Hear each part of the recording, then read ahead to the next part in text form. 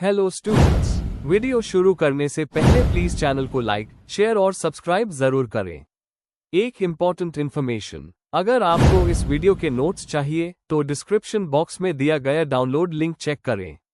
Thank you. चलिए शुरू करते हैं। इस वीडियो में हम पढ़ेंगे BPSC 103 administrative system at the union level के प्रीवियस ईयर क्वेश्चन और most important questions with answers. ये क्वेश्चंस आपके एग्जाम के लिए बहुत इंपॉर्टेंट है। अगर आपने ये अच्छे से कर लिए तो एग्जाम निकलना पक्का है। Let's begin. इस वीडियो में हम कवर करेंगे question 1, explain the features of administrative system of the Mauryan empire.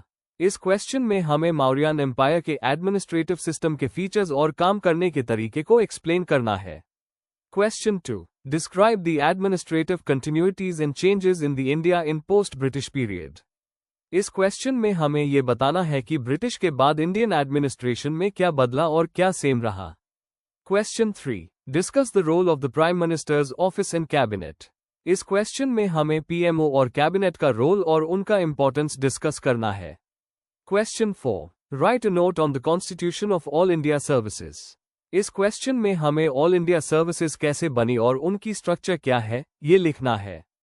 Question 5, explain the concept and constitutional provisions of administrative tribunals। इस क्वेश्चन में हमें यह बताना है कि administrative tribunals क्या होते हैं और कॉन्स्टिट्यूशन में उनके बारे में क्या लिखा है। Question 6, describe the powers and functions of Election Commission of India along with the initiatives undertaken towards modernization of the election process। इस क्वेश्चन में हमें इलेक्शन कमीशन के पावर्स और काम के साथ इलेक्शन को मॉडर्न बनाने के स्टेप्स बताने हैं। Question 7, bring out the features of the Morley-Minto reforms, 1909, Montagu-Chelmsford reforms, 1919 and the Government of India Act, 1935।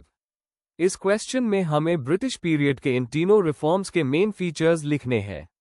Question 8, discuss the concept of regulation, its nature, need and problem areas।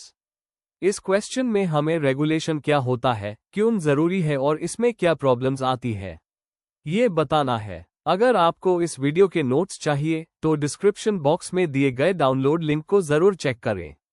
Thank you. Question 1, explain the features of administrative system of the Mauryan empire.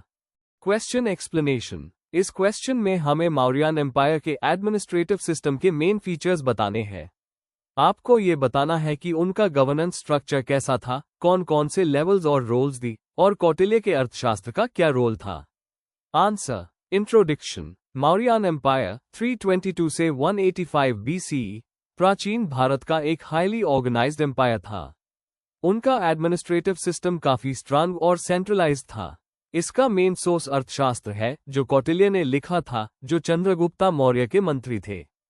पूरा system bureaucracy पे based था और हर level पे clear roles defined थे। Main body 1, centralised और hierarchical administration. Mauryan administration पूरी तरह centralised था, जिसमें एम्परर सबसे ऊपर होता था और उसके पास फुल पावर होती थी। एम्परर के नीचे अलग अलग डिपार्टमेंट्स के ऑफिशियल्स थे, जैसे कि टैक्स, लॉ, ट्रेड, एग्रीकल्चर और एस्पियनाज।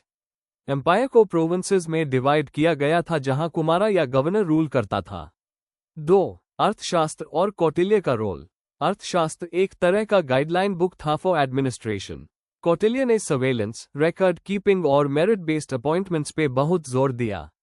उसमें डिप्लोमेसी, वॉर, इकोनॉमी और एडमिनिस्ट्रेशन के क्लियर रूल्स दिए गए हैं। 3, प्रोविंशियल और लोकल एडमिनिस्ट्रेशन। एम्पायर को 4 मेजर प्रोविंसेस में डिवाइड किया गया, तौसिली, उज्जैन, स्वर्णागिरी और टैक्सीला। हर प्रोविंस में डिस्ट्रिक्ट्स, अहरा और विलेजेस थे।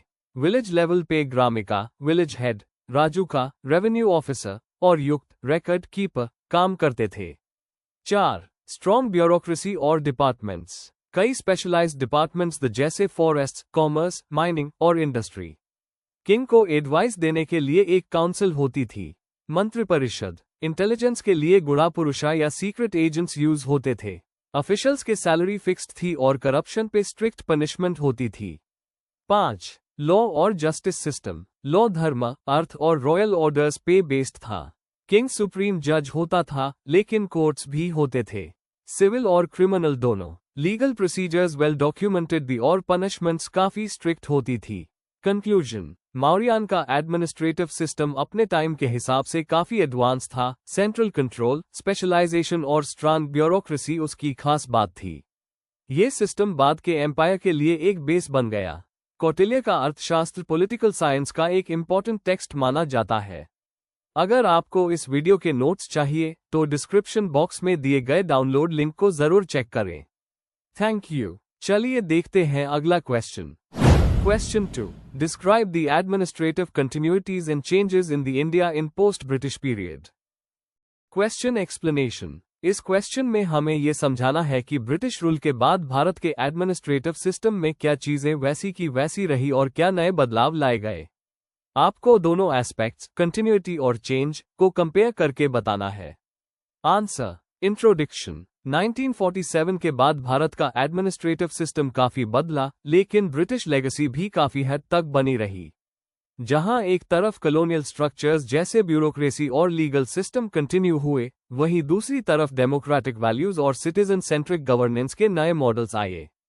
पॉल एप्पलबी जैसे थिंकर्स और सेकंड एडमिनिस्ट्रेटिव रिफॉर्म्स कमीशन ने इस ट्रांजिशन पर फोकस दिया है। Main body. A, British administration की कंटिन्यूटीज। Bureaucratic structure. आईएएस का स्ट्रक्चर पुराने ब्रिटिश आईसीएस जैसे ही है। सेंट्रलाइज्ड रिक्रूटमेंट, हायरार्किकल सेटअप और परमानेंट ब्यूरोक्रेसी का सिस्टम अब भी चालू है। रूल ऑफ लॉ और legal framework. Indian penal code 1860, criminal procedure code 1898 जैसे कई ब्रिटिश ईरा लॉज अब तक उस हो रहे हैं। जुडिशल और एडमिनिस्ट्रेटिव फ्रेमवर्क में भी ज्यादा बदलाव नहीं हुआ। District administration. डिस्ट्रिक्ट कलेक्टर का रोल जो ब्रिटिश समय में था, आज भी वही इंपॉर्टेंस रखता है। डेवलपमेंट, लॉ एंड ऑर्डर और कोऑर्डिनेशन में। बी, इंडिपेंडेंस के बाद के स्ट्रक्चरल और कॉन्स्टिट्यूशनल बदलाव। Democratic framework. नए कॉन्स्टिट्यूशन के थ्रू इंडिया ने डेमोक्रेसी, राइट्स, जस्टिस और डिसेंट्रलाइजेशन को अपनाया, जो कॉलोनियल राज से बिल्कुल अलग था। ऑल इंडिया सर्विसेज का कॉन्स्टिट्यूशनल स्टेटस। आर्टिकल 312 के जरिए आईएएस, आईपीएस जैसे सर्विसेज को फेडरल और कॉन्स्टिट्यूशनल लेजिटिमेसी मिली। ये पहले नहीं था। लोकल सेल्फ गवर्नेंस का स्ट्रेंथनिंग। 73rd और 74th अमेंडमेंट्स 1992 के जरिए पंचायती राज और अर्बन बॉडीज को एम्पावर किया गया। ब्रिटिश टाइम में ये डिसेंट्रलाइजेशन नहीं था। सी, एडमिनिस्ट्रेटिव थिंकिंग और गोल्स में बदलाव।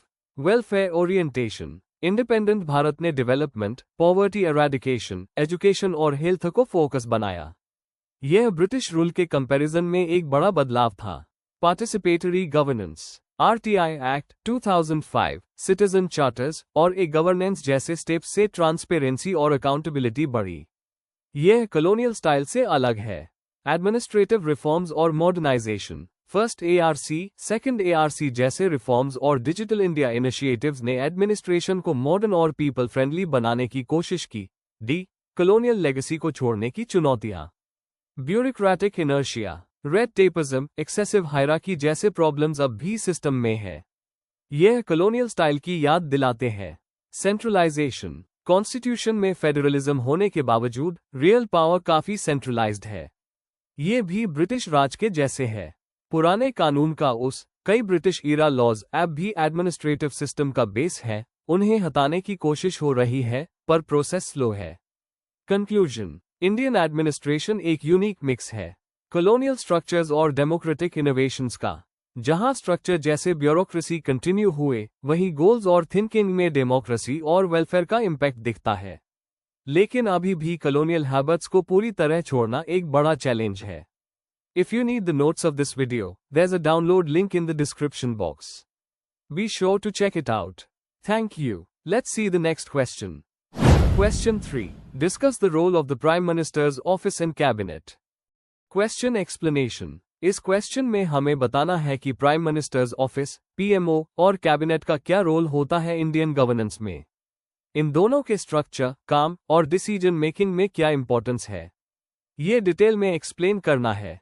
Answer. Introduction. Prime minister's office यानी पीएमओ और कैबिनेट दोनों ही भारत सरकार के एग्जीक्यूटिव ब्रांच के बहुत इंपॉर्टेंट हिस्सों में आते हैं। जहां पीएमओ प्राइम मिनिस्टर को एडवाइस और एडमिनिस्ट्रेटिव सपोर्ट देता है, वहीं कैबिनेट देश के मेजर पॉलिसी डिसीजंस लेती है। इनका रोल कॉन्स्टिट्यूशन में तो डायरेक्टली नहीं लिखा गया, लेकिन इनका इन्फ्लुएंस एडमिनिस्ट्रेशन में काफी स्ट्रांग है। Main body 1. Prime minister's office PMO. Composition और फंक्शंस। पीएमओ एक नॉन कॉन्स्टिट्यूशनल बॉडी है, लेकिन इसका रोल एडमिनिस्ट्रेटिव सिस्टम में बहुत स्ट्रांग है। यहाँ एडवाइजर्स, सेक्रेटरीज और स्टाफ होते हैं जो पीएम को सपोर्ट करते हैं। पीएमओ डिपार्टमेंट्स, मिनिस्ट्रीज और बाहर के स्टेक होल्डर्स के बीच कोऑर्डिनेशन का काम करता है। यह ऑफिस पॉलिसी रिव्यू करता है, मेजर प्रोग्राम्स जैसे make in India, digital India को मॉनिटर करता है। इंटेलिजेंस कोऑर्डिनेशन भी पीएमओ के थ्रू ही होती है, जैसे रॉ, इब और एनएसए के साथ link. 2. Role of the prime minister. PM council of ministers का हेड होता है और रियल एग्जीक्यूटिव माना जाता है। पीएम मिनिस्टर्स के बीच पोर्टफोलियोज डिस्ट्रीब्यूट करता है, कैबिनेट मीटिंग्स चेयर करता है और प्रेसिडेंट और मिनिस्टर्स के बीच कम्युनिकेशन ब्रिज होता है। पीएम देश का इंटरनेशनल लेवल पे रिप्रेजेंटेशन भी करता है। एग्जाम्पल के लिए पीएम मोदी के लीडरशिप में स्वच्छ भारत और आत्मनिर्भर भारत जैसे कैंपेन्स लॉन्च हुए जो उनकी विजन को दिखाते हैं। 3. कैबिनेट कॉम्पोजिशन और स्ट्रक्चर। कैबिनेट उन सीनियर मिनिस्टर्स का ग्रुप होता है जिनके पास इंपॉर्टेंट मिनिस्ट्रीज होती है, जैसे defence, home, finance, external affairs. Cabinet council of ministers का एक छोटा लेकिन पावरफुल हिस्सा है जो मेन डिसीजंस लेता है।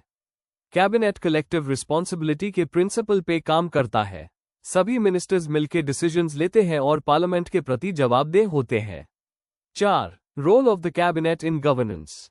कैबिनेट बिल्स प्रपोज करता है, बजट बनाता है, गवर्नर्स या चीफ इलेक्शन कमिश्नर जैसे हाई पोस्ट्स पे अपॉइंटमेंट्स करता है।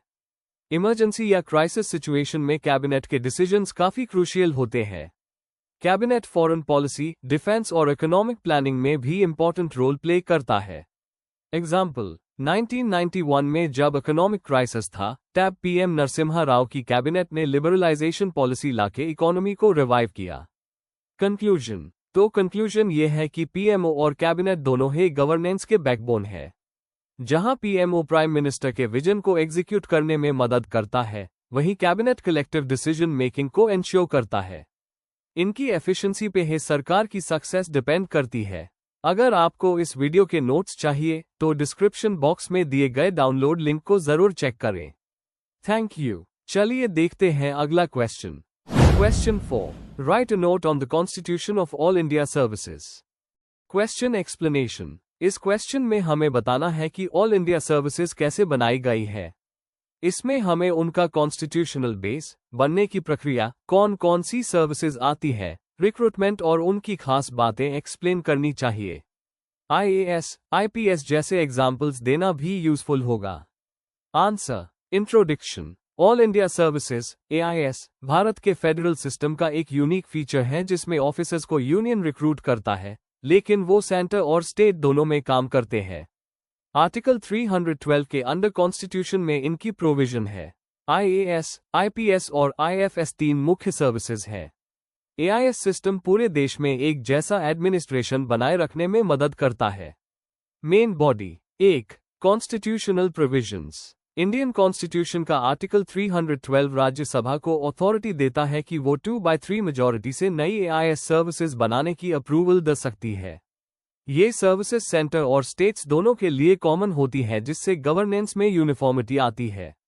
शुरू में सिर्फ आईएएस और आईपीएस लेकिन 1966 में आईएफएस को भी ऐड किया गया।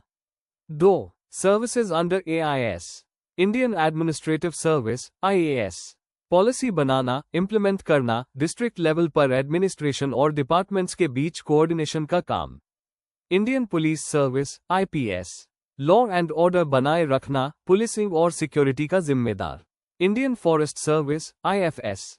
फॉरेस्ट और वाइल्ड लाइफ कंजर्वेशन और मैनेजमेंट के लिए काम करता है। 3. Recruitment and training. इन सर्विसेज के लिए सिलेक्शन यूपीएससी के सिविल सर्विसेज एग्जाम के थ्रू होता है। सिलेक्टेड कैंडिडेट्स को एलबीएसएनएए और आईपीएस के लिए सरदार वल्लभभाई पटेल एकेडमी में ट्रेनिंग दी जाती है। ट्रेनिंग में constitution, public service values, law, ethics और लोकल लैंग्वेजेस पर फोकस होता है। 4. Role and importance in Indian administration. AIS officers centre और स्टेट्स के बीच एक ब्रिज का काम करते हैं। ये officers district level, state secretariat और सेंट्रल मिनिस्ट्रीज में अपॉइंट किए जाते हैं। इनकी न्यूट्रलिटी, प्रोफेशनलिज्म और अकाउंटेबिलिटी से डेमोक्रेसी स्मूथ चलती है। Example, district magistrate, IAS, disaster management, election और स्कीम्स इंप्लीमेंट करते हैं। 5. Safeguards and challenges. आर्टिकल 311 के अंडर ऑफिसर्स को सिक्योरिटी दी गई है ताकि उन्हें बिना वजह निकला ना जा सके। कार्डर रूल से स्टेट्स में बैलेंस्ड पोस्टिंग होती है, लेकिन पॉलिटिकल प्रेशर, लेट प्रमोशन और कैडर इम्बैलेंस जैसे चैलेंजेस भी है। आजकल लैटरल एंट्री और परफॉर्मेंस बेस्ड एवैल्यूएशन जैसे रिफॉर्म से सिस्टम बेटर बनाया जा रहा है। Conclusion, all India services Indian governance की बैकबोन है और सेंटर स्टेट कोऑर्डिनेशन में क्रूशियल रोल प्ले करती है। इनकी कॉन्स्टिट्यूशनल प्रोटेक्शन से एडमिनिस्ट्रेटिव स्टेबिलिटी बनती है, लेकिन नए चैलेंजेस के लिए इन्हें रिफॉर्म करना जरूरी है। ट्रेनिंग, ट्रांसपेरेंसी और इंडिपेंडेंस को और स्ट्रांग करने की जरूरत है। Before we end, please like, share and subscribe the channel for more such study materials and one important information अगर आपको नोट्स चाहिए तो डिस्क्रिप्शन बॉक्स में डाउनलोड लिंक दिया हुआ है, जरूर चेक करें। Thank you.